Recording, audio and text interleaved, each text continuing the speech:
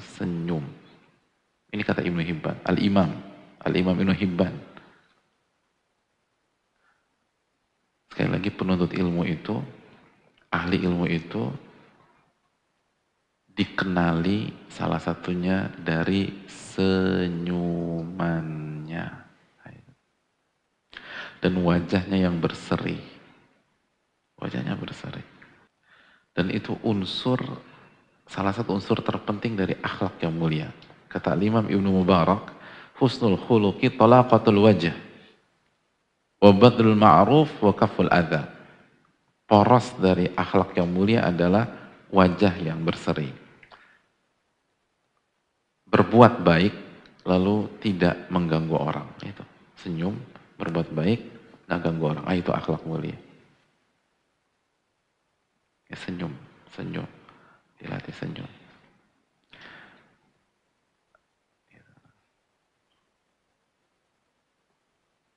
Itu penting.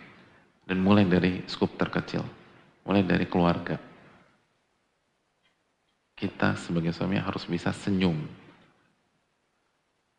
Di hadapan istri kita, senyum. Di hadapan anak-anak.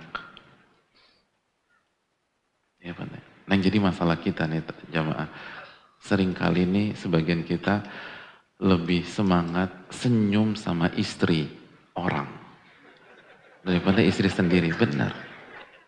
Kalau istri orang senyum, Masya Allah, gimana mbak, baik mbak. Oh, ini istri orang gitu. Ini istri orang. Tapi kalau sama istri sendiri lipat, marah-marah, gimana ini? Kan istri orang macam-macam kan. Bu RT istri orang, gitu kan? Suaminya Pak RT, tetangga istri orang juga. Kalau sama tetangga, ayo Allah baik gitu. Terus teman kerja di kantor udah merit, istri orang juga usah senyum baik-baik. Bos kita perempuan misalnya, istri orang senyumnya Masya Allah gitu. Ini sama istri orang senyum gitu, sama istri kita sendiri nggak senyum. Ketika pulang ke rumah udah dilipat, istrinya senyum. Kamu bisa ngertiin aku nggak sih? Gitu. Oh, itu pening. Loh, tapi tadi sama bosnya nggak bilang gitu. Bos bisa ngertiin saya nggak? Kan nggak bilang gitu. Tapi kenapa sama istri sendiri itu? Suruh ngertiin. Assalamualaikum. Ini penuntut ilmu itu harus bisa senyum. Mulai dari istri sama anak-anak. Begitu juga dengan ibu-ibu. Harus bisa senyum sama suami. Gitu. Dan kadang-kadang juga gitu. Ibu-ibu tuh lebih mudah senyum sama suami orang dibanding sama suami sendiri. Kalau udah ketemu sama ustadznya, senyum sama ustadznya, Masya Allah. Ustadznya kan suami orang. Tapi sama suami sendiri, ntar dulu bang, gitu. Ntar dulu bang. Ini gak benar. Sama suami senyum, sama anak-anak. Terus sama teman-teman kajian gitu loh. Kalau pas datang tuh senyum sama orang, sapa, assalamualaikum gitu. Ketemu panitia, senyum sama panitia. Panitia ketemu jamaah, senyum sama jamaah. Walaupun misalnya ada jamaah yang salah, nahi mungkar aja, tapi sambil senyum, baik-baik ngomongnya gitu loh. Diterima alhamdulillah, nggak diterima alhamdulillah, tapi tetap senyum. Gitu loh. Duduk gitu kasih salam, senyum tuh penting hadirin. Sedekah. Dan resapi, saya bersedekah.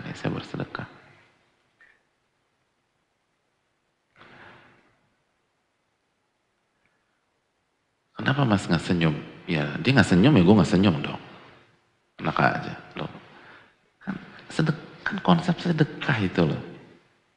Ketika kita bersedekah sama fakir miskin, kan kita nggak nuntut tuh fakir miskin mensedekahi kita, gitu loh. Kenapa mas nggak kasih fakir miskin? Dia nggak pernah ngasih gua, ngapain gua kasih dia? Kan enggak. Justru yang ada adalah kesian ya, dia nggak mampu, udah kita kasih sedekah, gitu. Nah kenapa kalau senyum tuh harus nunggu orang?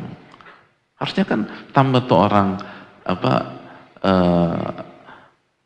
jutek nggak jelas, kita harus senyum.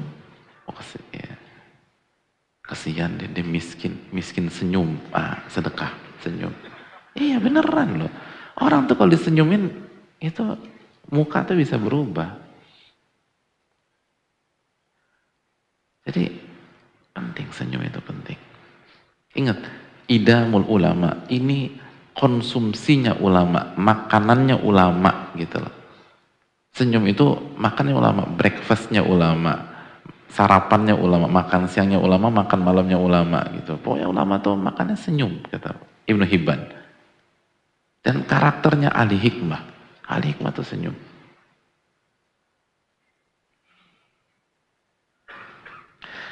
Dan hadirin Allah muliakan. Kata Hisham bin Urwah, ini cocok nih, maksudnya bagi kita-kita yang nggak punya banyak duit. Cocok. Dengar dulu ya. Kata Hisham bin Urwah menjelaskan dari ayahnya, Urwah. Qala maktubun fil hikmah, sebuah kaedah baku dalam dunia hikmah. Jadi kaedah hikmah nih. Jadi kaedah baku dalam hikmah. Jadi kalau kita pengen jadi orang yang bijak, bijaksana, jadi orang yang penuh hikmah, harus pakai kaedah ini. Liyakun wajhuka basta wa kalimatuka thayyibah.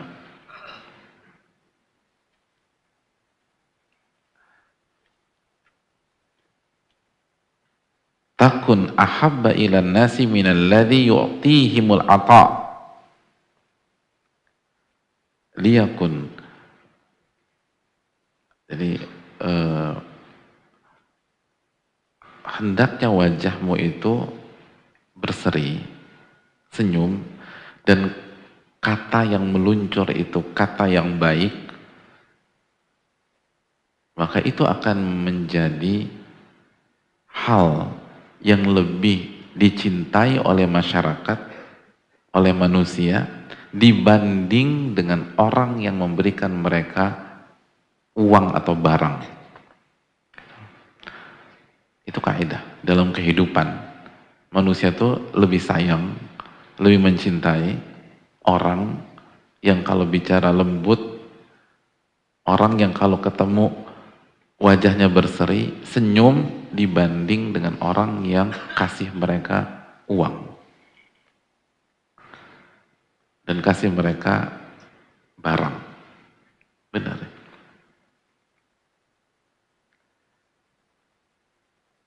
Itu kaidah. Itu kaidah.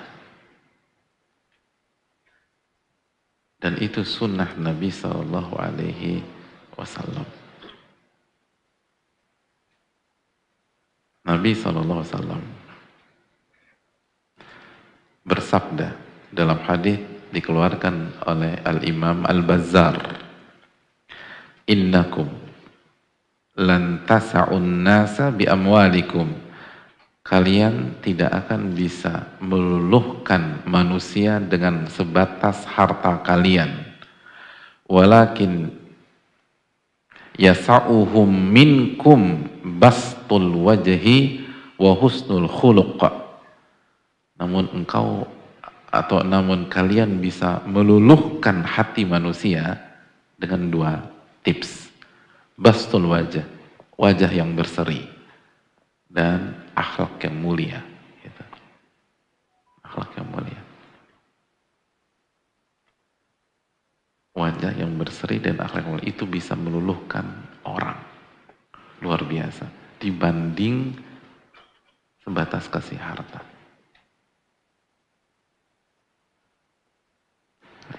Benar ya?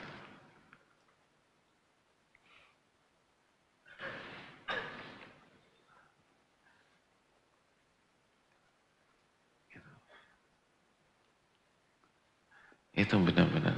Makanya kan kita-kita yang dewasa, kalau ketemu atau kalau di lingkungan kita ada anak kecil misalnya, usia setahun, 2 tahun, 3 tahun, itu kita tuh jatuh hati banget sama mereka. Kenapa jatuh hati?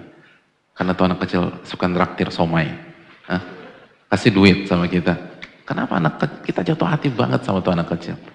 Hah? Senyumnya itu loh, ya Allah. Senyumnya, kalau udah ketawa geliknya itu, ya Allah. Itu udah semua masalah kantor hilang udah. Ya, gitu. Walaupun nanti pas dia tidur balik lagi itu masalah. Terus anak kita tidur, ponakan kita tidur, baru satu-satu balik lagi. Kayak kita bangun lagi, bangun. Kita itu senyum, ketawa, dia udah main segala macam. Udah hilang tuh, masalah hilang, Masya Allah. Dan kita senang aja, bahagia. Walaupun kita nggak pernah dikasih uang sama anak kita, nggak pernah dikasih uang sama keponakan kita, nggak pernah dikasih uang sama anak dari sahabat kita. Tapi adanya mereka udah senang. Nah itu, kita lupa itu. Kita lupa kekuatan kejujuran, ketulusan, wajah yang berseri dengan ikhlas. Kan tulus tuh anak kecil kalau ketawa. Itu kehidupan hadir. Kayak senyum, akhlak mulia, udah deh. Itu senjata, itu modal. Senyum, senyum. Pahala besar. Sedekah. Terus itu, manusia takluk biidznillah. Walaupun memang tentu saya nggak semua. Tapi pada dasarnya orang seperti itu akan sukses di lingkungan. Kayak senyum. Tapi kalau dikit-dikit cemberut, dikit-dikit dilipat, dikit-dikit tegang, gak enak hidup itu. Dan kita sengsara hidup kita.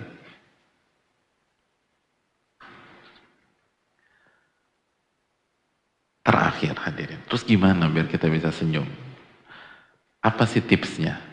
Hadirin ya Allah muliakan, banyak tips lah. Kalau antum browsing juga tips banyak. Tapi walau ta'ala misal dengan segala keterbatasan dan kebodohan saya, gak ada tips yang lebih bagus dibanding tauhid hadirin. Gak ada. Itu udah tips paling bagus. Dibanding tauhid. Keikhlasan. Hanya mengharapkan wajah Allah. Hati ini tuh bersih dari kepentingan dunia. Itu yang bisa buat kita tuh senyum, tulus, dan jujur. Itu yang paling bagus. Dan kita nggak mudah terbawa ketegangan atau terbawa masalah kantorkah, masalah lingkungan, atau masalah di rumah tangga kita. Dan kita tetap bisa senyum. Intinya di tauhid. Tauhid yang menancap di dalam hati. Nabi SAW bersabda, "Idza saluhat saluhal jasadu kulluh." Kalau hati itu baik, bersih, semua anggota badan bersih, termasuk muka. Senyum, tenang. Kalau hati bersih, kalau hati baik, kalau hati bertauhid, kalau hati hanya mengharapkan wajah Allah. Wa idza fasadat, tapi kalau hati rusak, hati mengharapkan dunia, hati mengharapkan pujian orang, mengharapkan diapresiasi, mengharapkan dimengerti, udah itu. Fasadal jasadu kullu, maka seluruh anggota badan rusak, termasuk muka tuh rusak. Kenapa Mbak, kenapa sih Mbak mukanya dilipat begitu, terus kayaknya sedih banget?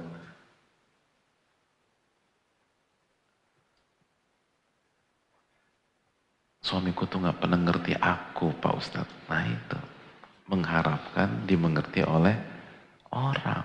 Itu yang jadi kita ya. Asia itu diriwayatkan ketika disiksa sama suaminya senyum hadirin. Asia itu. Kata Nabi, wanita sempurna, perfect itu Asia. Itu ketika disiksa sebelum wafat senyum. Diriwayatkan. Bandingkan dengan sebagian kita, nggak dibeliin gamis sama suaminya, jutek, Masya Allah. Itu. Kok bedanya jauh hadirin.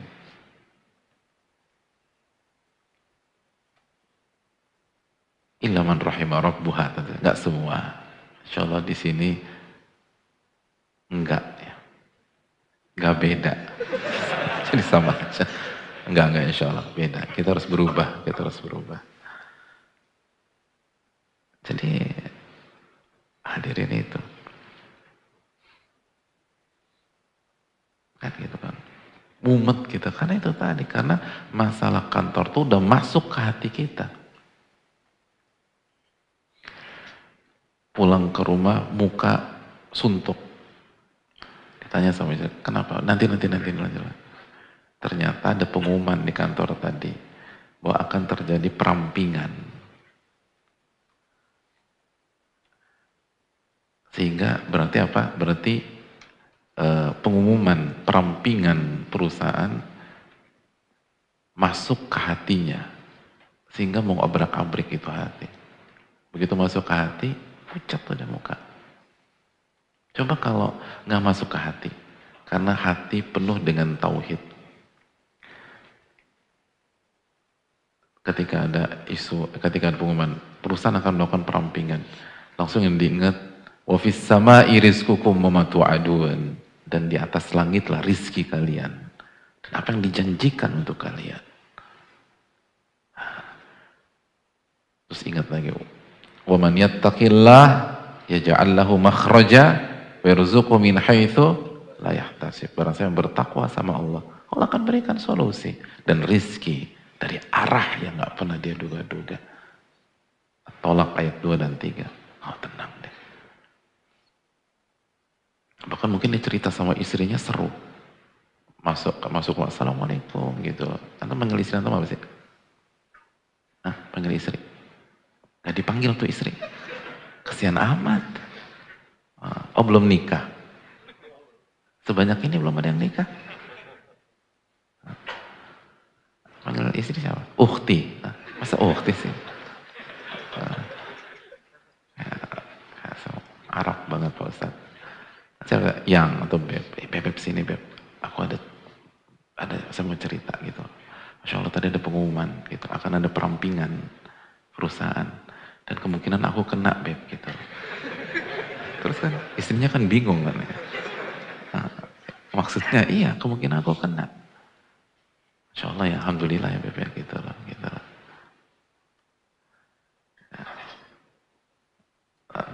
Kenapa kok bisa tenang? Kan ada Allah gitu loh, misalnya.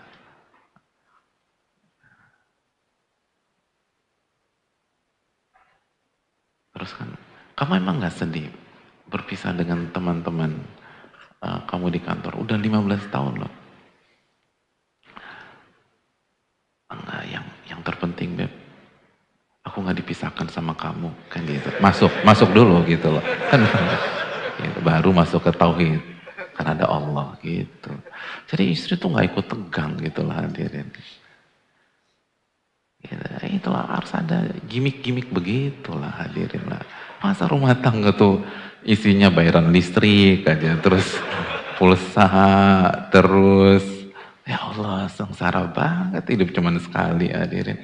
Harus ada sisi-sisi itu dulu lah. Makanya ini yang jadi masalah apa yang ada dalam hati kita. Kalau hati kita isinya iman, senyum tuh mudah hadirin. Tapi kalau hati kita udah kemasukan sama fitnah dunia, omongan orang dan seterusnya, oh pening kita nih hadirin. Masuknya harta, pening kita.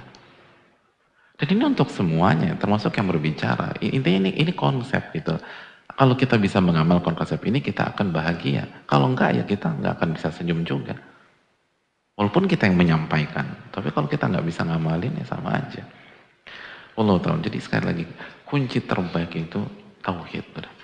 Makanya disinilah kita asah iman kita, tauhid kita. Allah Ta'ala alam. Bismillah.